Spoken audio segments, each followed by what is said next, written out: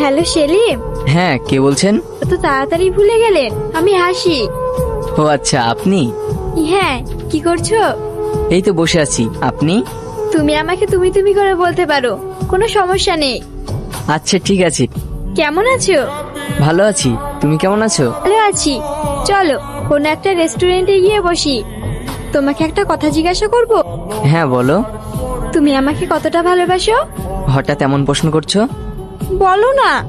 কতটা ভালোবাসি বলে হয়তো বোঝাতে পারবো না, তবে সমুদ্রের জলের যেমন কোনো কুল কিনারা নেই, তেমনি আমার মনে তোমার ভালোবাসার কোনো সীমানা নেই। তাই? আমার কাছে এত টাকা নেই। ঠিক আছে, কোনো সমস্যা নেই, আমি দিয়ে দিচ্ছি। চলো আজ তাহলে উঠি, আবার কালকে দেখা হবে। চলো। মা? এটা তোমাদের বাড়ি? হ্যাঁ। সেলিম, এটা কে? মা, ওর নাম হাসি। তোমাকে বলেছিলাম না ওর কথা? বাহ, চাঁদের মতো মুখখানি। আরে ওকে বসতে দে। ভালো আছে মা? হ্যাঁ, আপনি? হ্যাঁ। বসো। আরে না না, বসবো না, এমনি তো অনেক দেরি হয়ে গেছে, বাড়ি যেতে হবে। তুমি বললে যে আজকে সারাদিন আমাদের বাড়িতে থাকবে। তোমাকে তো বলতে ভুলে গিয়েছিলাম, বাড়িতে কাজ আছে, আমাকে বাড়ি যেতে হবে। আমি আসছি। হ্যাঁ মা, আবার আসবা। সেলিম, তুমি একটু আমার সঙ্গে এসো। কি ব্যাপার, এখানে দাঁড়ালে যে? সেলিম, তোমাকে একটা কথা বলবো। হ্যাঁ বলো। সরি, তোমার সঙ্গে আমি আর সম্পর্ক রাখতে পারবো না। কি বলছো এসব?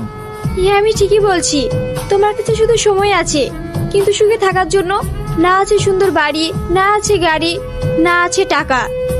তুমি আমার সাথে সম্পর্কে জড়িয়েছো, আর তুমি তো জানতে আমি গরিব মানুষের ছেলে।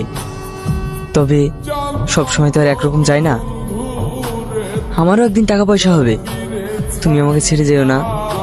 তুমি আমাকে মিছিমিছি ভালোবাসতে পারো, কিন্তু আমি তোমাকে সত্যি সত্যি ভালোবেসেছি।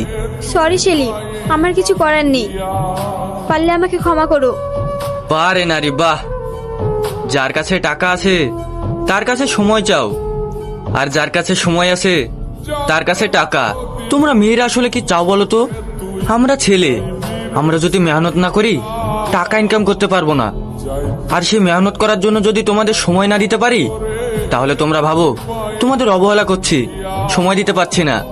আর যদি মেহনত না করে বাড়িতে বসে থেকে তোমাদের সময় দিই, তখন তোমরা বলবে তোমাদের আবদার পূরণ করতে পারছি না, তোমাদেরকে সুখে রাখতে পারছি না।